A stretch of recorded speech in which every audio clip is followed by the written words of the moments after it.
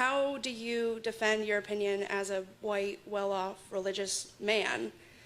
How do you defend your, telling a woman what she can do with her body? Because evil things are still evil, even if I'm a white, well-off religious man.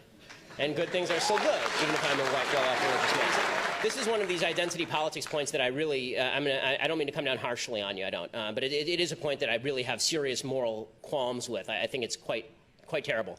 The reason being that the people who were fighting against enslavement of black people were a bunch of well-off white men, for the most part. Right? And those people were saying, this is a moral sin. This is a moral blot. They weren't living in the South. They didn't own plantations. They didn't live the lives of the plantation owners. They said, this is evil, and we are here to stop it. Right? When you see something that you think is morally wrong happening, especially when you're talking about the taking of a human life, like, listen, I think that you shouldn't go around randomly killing homeless people. I just have this view. I'm not a homeless person.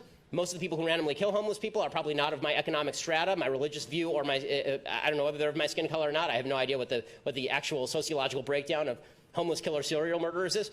But I would suggest that my identity has nothing to do with what is right or wrong. And this is what Western civilization used to be about. Western civilization used to be about the idea that, yes, I'm not a woman in the healthcare field, but you and I can have a conversation about what's right and wrong, because this is the nature of human reason. The nature of human reason, the nature of right and wrong, is that you and I can talk about what's right and wrong, and that I don't retreat into my identity. If we can all retreat into our identity, and our morality is now centered around that identity, morality doesn't exist at all. We break down into a society of fragmented atoms where I can't even say, like, you're torturing a puppy in your backyard. I have nothing to say about that. I'm not a white woman who's in the healthcare field.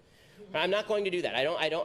I refuse to surrender the idea that I can have a moral stance on issues that are of concern to society and of concern to the well-being of the United States simply because of the color of my skin or the nature of my genitalia. And honestly, I believe any view that feels differently is sexist, racist, and bigoted.